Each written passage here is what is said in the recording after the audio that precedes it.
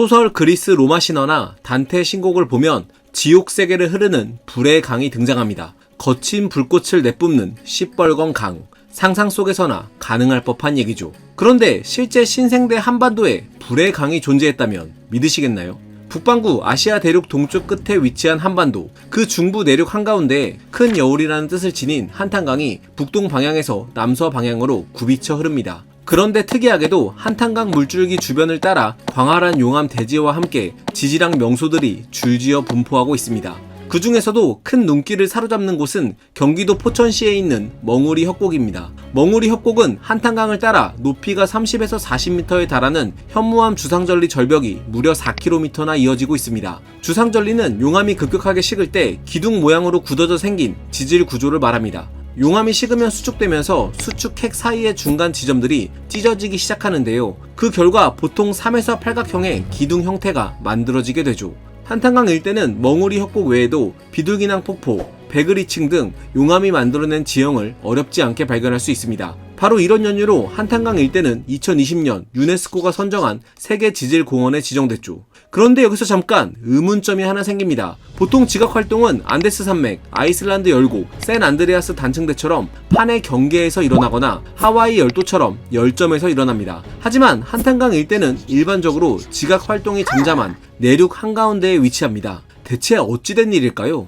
한탄강 일대는 1900년대부터 본격적으로 지질 탐사가 이루어졌습니다. 지형, 층서 등 구조 지질학적인 부분을 다각도로 조사하고 암석의 연대 측정도 진행했죠. 암석의 연대 측정에는 1950년대에 개발된 포타슘 아르곤 연대 측정법을 사용했습니다. 이는 포타슘 40 원소의 양이 아르곤 40으로 바뀌는데 약 12억 년이 걸리는 특성을 이용해 암석의 생성 나이를 가늠해 볼 수 있는 방법이죠. 이런 다양한 분석 결과 현재 학계에서는 한탄강 지질 명소들이 강원 평강군의 680m 고지와 오리산에서 순차적으로 일어난 대분출 때문에 형성된 것으로 추측하고 있습니다. 한탄강의 형성 과정을 시간 순으로 나열해 보면 먼저 옛 한탄강은 지금의 강원 평강군에서 시작하여 경기도 연천에서 임진강으로 합류하고 있었습니다. 그러다가 신생대 50에서 12만 년 전 강원 평강군에 있는 680m 고지와 오리산 일대에서 수차례에 걸쳐 화산 폭발이 일어났습니다. 화산 폭발은 약해진 암석 틈을 타고 마그마가 나오는 열화 분출 형태였습니다. 분출된 용암은 점성이 매우 낮은 현무암질 용암으로 옛 한탄강을 메우며 임진강 유역까지 110km 이상 흘러갔고, 이로 인해 대지 약 650제곱킬로미터가 용암 바다로 바뀌었습니다. 시간이 흘러 이 뜨거운 용암은 차갑게 굳으면서 3에서 팔각 기둥 모양을 띤 현무암 주상절리가 만들어졌습니다. 그리고 오랜 세월이 지나 현무암 주상절리 위로 다시 강물이 흐르게 되었고, 강물의 풍화와 침식 과정으로 인해 현무암이 깎여 나가면서 수직의 주상절리 협곡이 형성됐습니다. 이처럼 다양한 지각 활동을 통해 우리는 현재 한탄강과 임진강 일원에서 멋지고 운치 있는 현무암 협곡을 볼 수 있게 됐죠.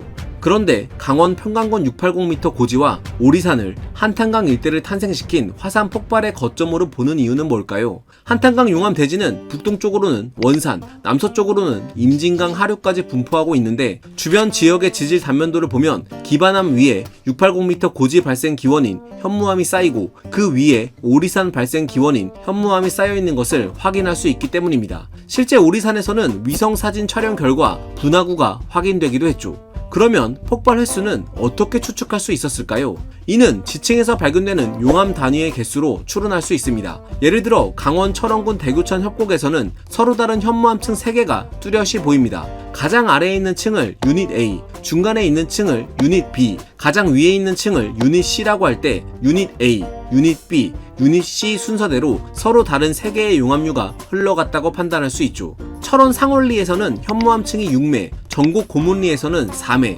문산 동파리에서는 1매, 그리고 철원 화지리에서는 11매가 발견되었습니다. 이는 한탄강 일대에서 최대 11번 정도의 폭발이 있었다는 근거 자료로 사용되고 있죠.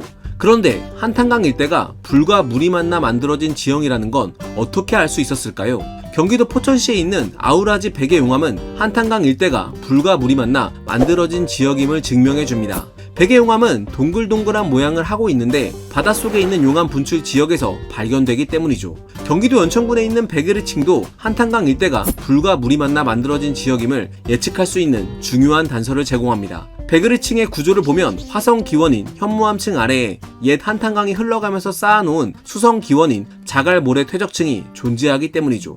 자, 그런데 왜 하필 내륙 한가운데에 있는 한탄강 일대에서 강력한 대규모 분출이 일어난 걸까요? 도대체 한탄강 마그마는 어디서 온 걸까요? 한반도에는 한탄강, 백두산, 한라산, 제주도, 울릉도 등 신생대 제4기 때 대규모 용암 분출을 한 화산이 여러 곳에 존재합니다. 일본 열도 밑으로 태평양판이 들어가고 있는데 이때 섭입된 태평양판은 멘틀 깊숙이 들어가 한반도 아래 600에서 700km인 곳에 조각으로 남게 됩니다. 이후 멘틀 깊은 곳에 남아있던 태평양판 조각은 부분 용융되면서 위로 올라와 지구 내부 약 100km 깊이의 큰 마그마방을 만듭니다. 그리고 이곳에 모여있던 마그마가 지표로 분출해 대규모 화산 활동을 일으키게 됩니다. 한탄강 화산 폭발도 바로 이런 과정에 의해 만들어지게 된 것이죠. 그런데 한탄강 지역에서 열화 분출 형태의 화산 폭발이 일어난 이유는 뭘까요? 한탄강은 서울 원산을 잇는 북북동 남남서 방향의 추가령 구조대 위에 위치해 있습니다. 추가령 구조대는 지질도에서 볼 수 있듯이 여러 개의 큰 단층으로 인해 만들어진 지역이라 구조적으로 약한 곳이 많은데요. 그래서 학계에서는 한탄강 지하 100km 깊이에 고여있던 마그마가 약 54만에서 12만 년 전 바로 이 약한 지각틈 사이로 흘러나오면서 대규모 열화 분출을 일으켰고 그 결과 추가령 단층대와 유사한 북북동 남남서 방향의 용암 대지가 만들어진 것이 아닌가 추측하고 있습니다. 오늘의 한탄강은 매우 평화롭고 고요하게 흐르고 있습니다. 한탄강을 따라 위치한 지질 명소들은 한 폭의 진경 산소화를 연상시켜 고즈넉한 분위기를 자아냅니다. 하지만 한탄강을 거슬러 올라갈 때 보이는 검은 절벽들은 과거 이곳이 불꽃을 머금은 용암들이 씩씩 소리를 내며 거침없이 흘러갔던 전 세계에서 유래를 찾기 힘든 격변의 지질시대 현장이 있었음을 알려주고 있습니다. 마치 지질학 역사 현장에 있어서 상처 없는 영광은 없다는 말을 하고 싶은 것처럼 말이죠. 과학은 세상을 보는 창, 지금까지 과학 드림이었습니다. 감사합니다.